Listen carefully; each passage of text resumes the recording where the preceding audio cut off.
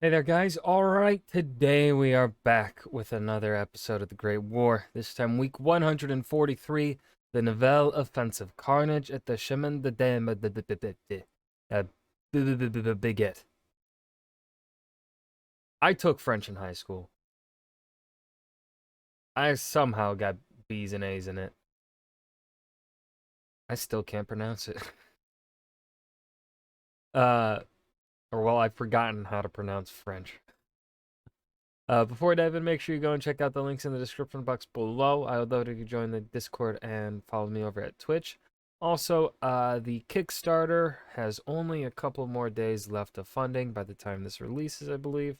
So if you could please go check it out. There is a prologue and five chapters available to read for free through the Kickstarter link, and then there's another link that you have to click to get to the free stuff. Yeah. Anyways, that's all I got. Let's dive right in. You plan a huge offensive. You have tried and true battle plans that were wonderfully effective 6 months ago. Hold on, how is this 1080p? There we go. But what you don't take into account is that your enemy has had time to come up with countermeasures. So what happens when you attack? Disaster of extraordinary magnitude. I've got countermeasures for my countermeasures.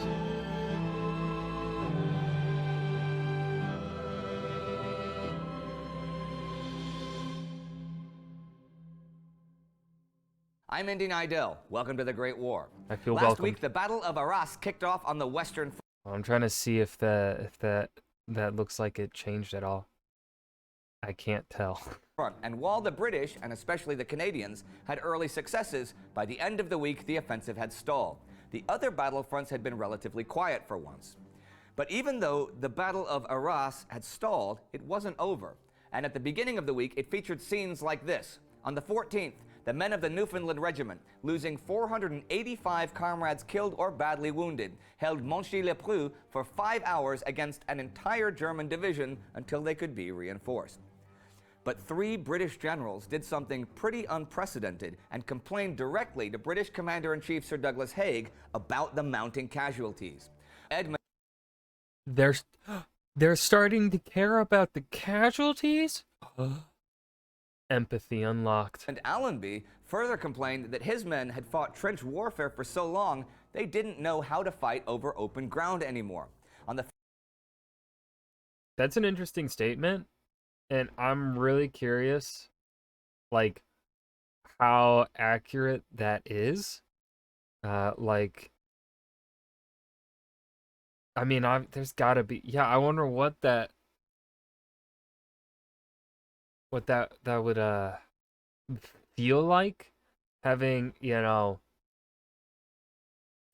fought in and trained for trench warfare for so long. It also being like your only experience to war, and then you're going out into the open. That's gotta be that's a good statement. 15th, Haig called off the offensive. I want to know what that's like. The British... I don't want to know what war is like, obviously, but like, that whole... Moving on. dented the German lines nearly 6 kilometers. At Vimy Ridge, the Canadians had gained 5 kilometers of the German lines and had taken 4,000 prisoners, though they had lost over 3,500 men killed and over 7,000 wounded. There's a cemetery in the suburbs of Arras where a British national memorial gives the names of the 35,298 soldiers killed in the battle, but who have no known grave. There are also 2,395 named graves there. The British air losses in the battle were 131 planes and 316 airmen, which was a third of the whole Royal Flying Corps strength in France. Damn. This month in the skies was bloody April indeed. At Vimy Ridge, there are 250 acres of land given by France to Canada. They are planted with Canadian trees, and there is a huge war memorial with the names of 11,500 soldiers who were killed there but never identified for burial. Actually, 67 military cemeteries of varying sizes follow the course of the battle. That battle was to be a prelude to the French part of the offensive, and that was launched April 16th as the Second Battle of the Aisne. It is also known as the Nivelle Offensive. This attack was a disaster in every way. In spite of being the first Nivelle, and you were doing so well too. What happened? First time the French used tanks. French General Robert Nivelle had planned an advance of 10 kilometers this day. He got a little more than half of one. On April Well, I 16th, mean, compared to like what Douglas Haig was shooting for, like wasn't Douglas Haig shooting like not even like barely getting like a kilometer during his offensive? So like, 5 kilometers in a war entirely being fought through trench warfare on this front, I feel like is pretty good. Obviously, it isn't the goal, but we look into the context of the German defenses, you know, uh, and the other offensives of that have happened in the past on the side of the Entente. I feel like 5 kilometer advance is pretty good. alone, the French suffered 40,000 casualties. That's not as good. The Germans had held and fortified their positions since 1914, and even though they had sent reserves to fight the British at Arras, they knew the attack was coming. Nivelle finally called off the attack for the time being. I mean, gaining 5 kilometers when you were expected, that sounds even better to me, right? On the 20th, an attack that he had promised repeatedly to call off within 48 hours if it wasn't a success, but the French casualties were staggering. This was not the outcome the French politicians had expected when they had dismissed Joseph Joffre in favor of Nivelle in December. Nivelle had eagerly anticipated this offensive all year, and he was completely confident that the tactics he had used successfully at Verdun He does look like a French general. He looks French, you know? Yeah. would work here on a large scale. There, he had attacked on narrow fronts where the artillery had created a corridor for the infantry to push through. But here, he believed he had enough long-range heavy guns to do that on a wide front and let the 5th and 6th armies burst through. The artillery would be rushed forward to continue the corridor. The infantry would have to be moving quickly the entire time, bypassing and isolating German strongpoints that would be mopped up afterward. That infantry was not especially keen on this, though. In fact, the mood in general in the French army was deteriorating rapidly. Louis Barthas wrote of April 16th in his diary book Poilu, "They read out an order of the day from that mass murderer General Nivelle to inform his troops, the hour of sacrifice has arrived and we must not think about leave." Damn, they were quick to call him a mass murderer when we've had other generals lead far more men to their deaths in a single day. Like, I think they needed to temper their expectations. That's, I think, the big lesson here of World War One is temper expectations. Okay, they expected greatness from this general who wasn't even wasn't even the high-ranking general until this massive promotion, right? He became known because of the defense of Verdun, right? That's where he came from, if I'm remembering right. So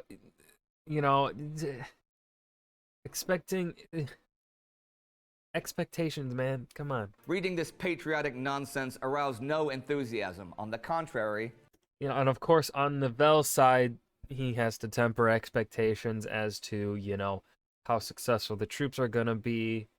Right? He is a general of the time period. He should, he is aware of how the previous offensives against the Germans have gone. So, of course, he should have tempered his expectations accordingly.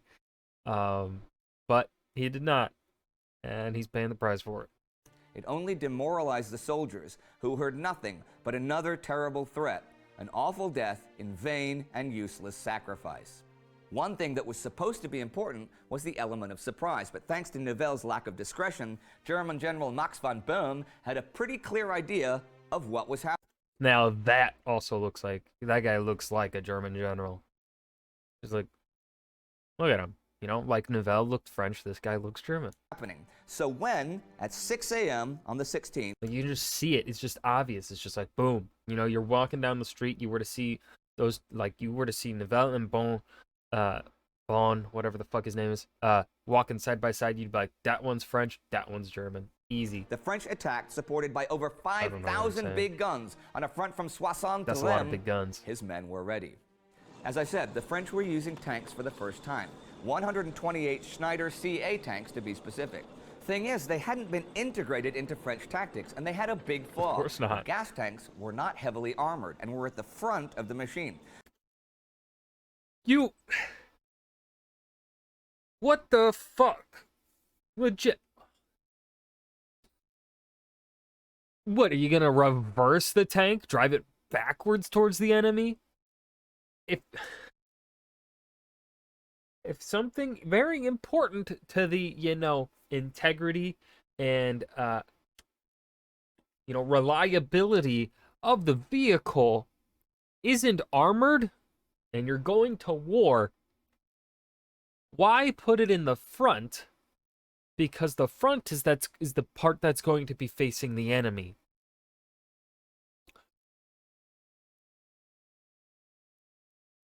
Is this not common sense? Like, what the So a direct hit Huh? caused huge fires and sprays of burning gasoline. And new German tactics said that every artillery battery was to direct fire on a tank. It's like, all right, we're putting it in the front. That better fucking mean you're heavily armoring it. Oh, we're not gonna heavily armor the fucking gas tank or the gas engine or whatever shit he said. All right, we'll put it in the back, the part that is not going to be facing the enemy. I haven't been this frustrated since fucking the Italian did. As soon as it appeared. 52 tanks were blown to pieces the first day and 28 broke down. The rest got stuck in the mud or fell into huge ditches dug by the Germans. For the 5 days of the battle, the French suffered 96,000 casualties. They totally had the manpower advantage. 53 divisions numbering at least 1.2 million men total. 27 of those divisions were held in reserve as the massive maneuver to exploit a breakthrough. The Germans had 21 divisions on or near the Chemin des Dames, with 27 in reserve as a counterattack force. And they were all commanded by Crown Prince Wilhelm, who was well aware of the Nivelle offensive at Verdun and had had the whole winter to come up with how to fight it. The whole thing was a recipe for disaster from start to finish. In many places, the French had to first cross the Ain River, then climb a steep hillside, then came a network of ravines and the German barbed wire. The Germans had the heights, and the whole hillside was dotted with machine gun nests behind steel and concrete that had survived the barrage. Also, the German front line was on a reverse slope, so the barrage had mostly passed over it harmlessly. And if a Frenchman reached the crest of the hill, he was silhouetted against the sky, an easy target.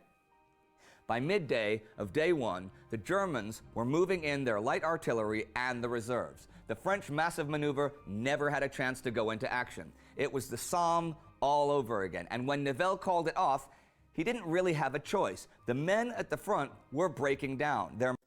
Are the French mutinies about to start? Because that's something that I've heard about in World War I, but I don't know too much about the French mutinies. So that's actually something I've been looking forward to the Great War covering. Morale and ammo dangerously low. But the French weren't the only ones taking a beating this week. The British were too, over on the Palestine front. The First Battle of Gaza had been fought a few weeks ago and had resulted in a British defeat. But afterwards, Sir Archibald Murray, in command, had greatly exaggerated the Ottoman casualties in his overly optimistic dispatches. So British Prime Minister David Lloyd George had sanctioned another attack, and it came this week. The Second Battle of Gaza, ending the 19th, was also a disaster. Sir Charles Dobell, commanding in the field, had huge water difficulties, and water was always a major factor in battles in this region. He opted against a flanking attack and ordered a head-on assault on the city. The Ottomans had been caught by surprise there once already and were not going to let that happen again. They had been busy and had dug a system of redoubts and concealed trenches, which was going to be tricky to beat. The British did have 8 Mark I tanks, which were hoped to be of use here, in spite of their propensity to break down and the stifling heat for their crews.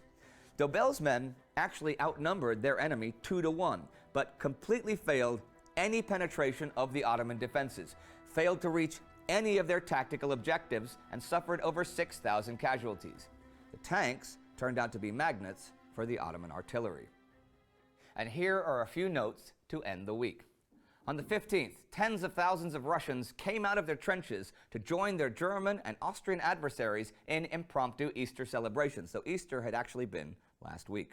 On the 16th, Vladimir Lenin arrived in Russia, back from exile in Switzerland. And on the 17th, the Japanese flotilla joins the Allies in the Mediterranean.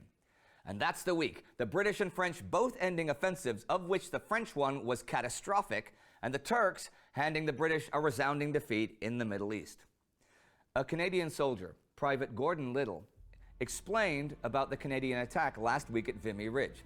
Giving credit where credit was due, he said that the creeping barrage of artillery was so well executed that the infantry encountered only a few of the enemy. One exception was a lone German soldier who was unarmed and in a state of extreme hysteria from shell shock, and was getting down on his knees and putting up his hands over and over again. Somebody said, "Shoot that son of a bitch," and somebody did. I concluded that not all sons of bitches were in the German ranks. Oh, Well damn. spoken, Private Little. If you want to know more about one of the Canadian commanders who was anything but what Private Little described, check out our episode about Arthur Currie. And that was the Nivelle offensive. Carnage at the Chemin de... Fuck you, French language. The Great War, week 143. This was a good week. Very frustrating week. I hope you guys enjoyed. Remember to hit that like button and subscribe for more. And I will see you guys in the next video. Peace.